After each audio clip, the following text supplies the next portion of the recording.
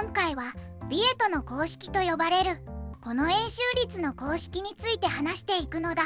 何これ？ここに π があるから円周率の公式なのはわかるけど、右辺が2分の1とルートだらけで気持ち悪いわ。右辺について簡単に説明しておくと、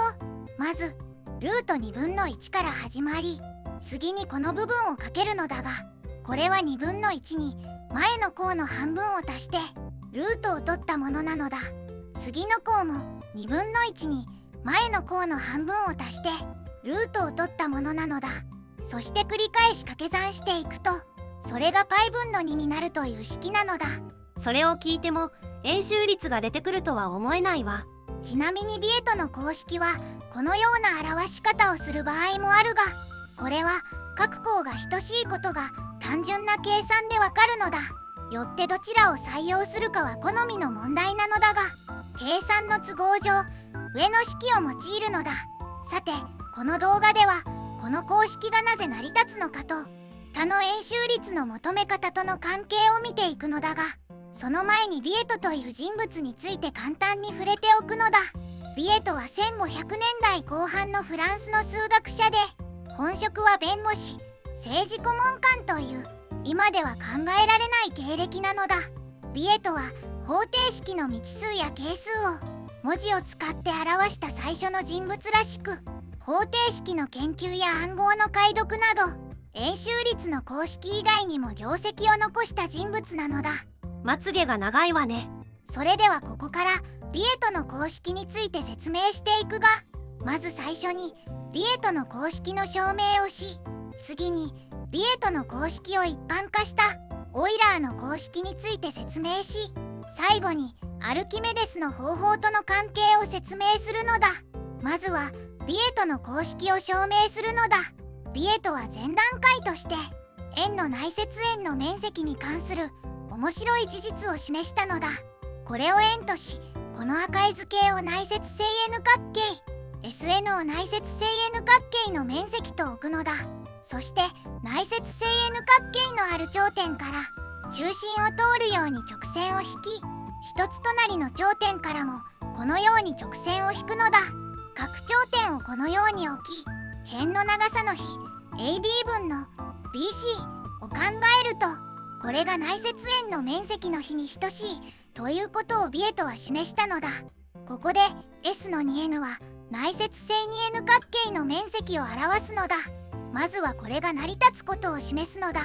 内接正 2n 角形をこのように書き、円の中心から頂点にこのように線を引くと、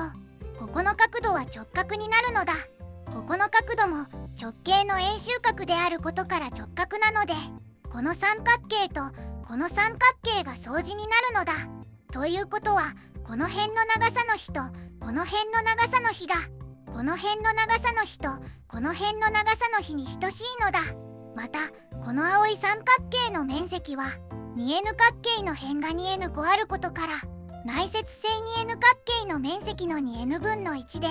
この赤い三角形の面積もこのように線を引くと、内接正 n 角形の面積の 2n 分の1であることがわかるのだ。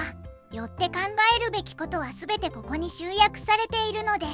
ここを拡大してこのようにするのだ。ここの長さを L、ここの長さを H と置くと、赤い三角形の面積は2分の HL になるのだ。そしてこの青い三角形の面積は、この底辺の長さは円の半径なので OA に等しく、高さが H なのでこのようになるのだ。さっき述べたように、内接正多角形の面積はこれらの三角形の 2n 倍なので、この比は内接正多角形の面積の比に等しく、これは上の式からこの値に等しいのだ。ここでさっき述べた通り、この三角形とこの三角形が相似なので、 OA 分の L が AB 分の BC に等しいのだ。これでこの部分が等しいことが分かり、示したかったことが示されたのだ。この式を使ってビエトの公式を示すのだが、この式のまずは右側に着目するのだ。 n イコール4の時、つまりこの値から始めて n イコール8の値、n イコール16の値と掛け算していくと、前の分母と次の分子がこのように約分できるので、この値と等しくなるのだ。ここで S4 を求めるために円の半径を1とすると、内接正方形の一点の長さは3平方の定理からルート2なので S4 は2となるのだ。そして N を大きくすると SN は円の面積 π に収束するので N を大きくするとこれは π 分の2に収束するのだ。これってビエトの公式の左辺の値ね。さっきの図に戻って次はこっち側の値を考えるのだ。ここの角度を θ と置くとここの角度も θ で、この三角形を考えるとこれは内接正 2n 角形を 2n 等分したものなので、一周の角度 2π を 2n 等分し θ は n 分の π であることがわかるのだ。そしてこの三角形を考えると AB 分の BC はコサイン θ であることがわかり、さっき示した通りこれはこの面積の比に等しいのだ。この式を使ってさっき考えたこの値を計算すると、最初の項は n に4を代入してコサイン4分の π、 次の項は n に8を代入してコサイン8分の π となり、最後の項はコサイン2の m 乗分の π となるのだ。あとはこのコサインたちを計算すればいいのね。まず4分の π は45度なのでコサイン4分の π はルート2分の1になるのだ。次にコサイン8分の π はコサインの半角の公式から計算できるのだが、半角の公式を覚えていない人のために簡単におさらいするのだ。コサインの加法定理のアルファとベータに同じ値 θ を代入するとこのような式が得られるが、サインの2乗をコサインで表してまとめるとこのようになるのだ。これをコサイン θ について解くと1を移項して2で割ってルートを取ってこのようになるのだ。本当はルートを取るときに符号を気にしなければいけないが、今回はコサイン θ がプラスの範囲でしか考えないのでこれで問題ないのだ。最後に θ を2分の θ に置き換えて半角の公式が得られるのだ。なんとなくビエトの公式の形に似てるわね。これを使ってコサイン8分の π を計算すると半角の公式の θ に4分の π を代入してこのようになるのだ。コサイン4分の π はすでに計算しているのでこのようになるのだ。コサイン16分の π も同様に半角の公式からこのようになり、コサイン8分の π の値を当てはめてこのようになるのだ。これを繰り返すとコサインの値が計算できて、一番上の式の極限を取るとこのようにビエトの公式が得られるのだ。何回見ても不思議な式ね。ビエトの公式は見た目の奇抜さも重要なポイントだが、無限個の積で円周率を表しているというところもポイントなのだ。無限和の公式はインドの数学者マーダバによって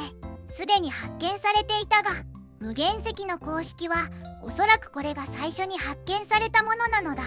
これでビエトの公式が証明できたので、次はこれを一般化したオイラーの公式について説明するのだ。さっきは円と内接正多角形の面積を考えたが、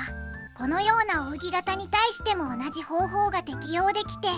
それによってオイラーの公式が得られるのだ。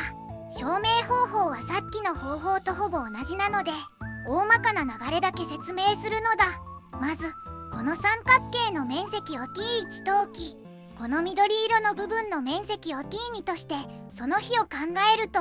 ビエトの方法と同様にしてこの辺とこの辺の長さの比に等しいことが示せるのだ。そしてここの角度を x ラジアンとすると、中心角と円周角の関係からここの角度が2分の x なので、辺の長さの比はコサイン2分の x になるのだ。次に T2 と T3 の面積の比を計算すると、ここの角度が4分の x なので、これはコサイン4分の x になるのだ。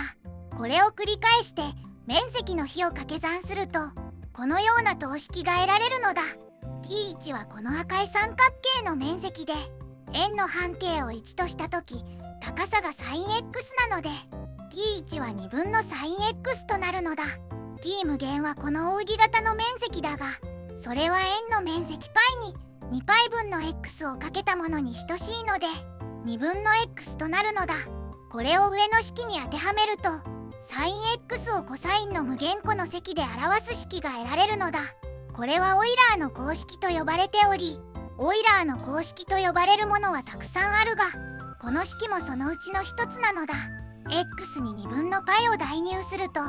ビエトの公式が得られるのだ。最後にビエトの方法とアルキメデスの方法の関係を見ていくのだ。アルキメデスは紀元前3世紀頃のギリシャの数学者で、歴史上初めて円周率の正確な値を求めようとした人物と言われているのだ。アルキメデスは内接正 n 角形の一点の長さを pn、外接正 n 角形の一点の長さを大文字の pn と表したとき、このような関係があることを示し、これによって円周率を求めたのだ。詳しくは過去の動画を見てほしいのだ。まずは上の式からビエトの公式を求めるのだ。式を左上に置いておいて、内接正多角形の周の長さの比を計算するのだ。2乗をした方が計算が簡単なので、これを計算すると、まず係数の部分を計算して4分の 1。P に n を上の式から計算して、Pn の2乗はそのままにしておくのだ。真ん中の分数を有理化すると、分母が Pn の2乗になるので、ここが約分で整理すると、このようになるのだ。両辺のルートを取った式を右上に残しておいて、これを an と置くのだ。ビエトの公式に出てきた形に似てるわね。そうなのだ。そう思うとこの部分が怪しい気がするので、これを計算してみるのだ。左上の式からこのようになり、整理するとこのようになるのだ。左上の式と同じになったわ。これは想定外なのだ。同じになったということは an がこれのルートに一致するので a に n はこのようになるのだ。ルートの中身をこの式で置き換えるとこのようになるのだ。するとここはここの関係からこのようになるのだ。これで a に n が an で表されたのだ。左上の式はもういらないので、ついさっき計算したこの式に置き換えておくのだ。この値を計算すると、これは右上の式からこのようになり、約分するとこうなるのだ。ここで T4 は内接正方形の一点の長さなので、半径1の円の内接正方形を用意し、このように線を引くと三平方の定理から T4 はルート2であることがわかるのだ。ここで m を大きくすると分母は円周の長さに収束するので、極限を取るとこのようになるのだ。次にこの値を別の方法で計算すると、最初の項はここにルート2を代入してこのようになるのだ。次の項は左上の式からこのように、その次も左上の式からと計算でき、極限を取るとさっき計算した通りこうなるので、両辺をルート2で割ってビエトの公式が得られるのだ。アルキメデスの方法からビエトの公式が得られるのは分かったけど、それで何が分かるの？ビエトは内接正 n 角形の面積を考えていて、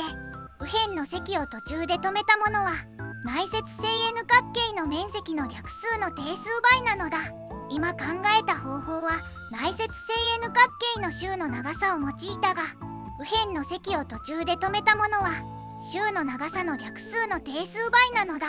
ということはアルキメデスの計算法とビエトの公式は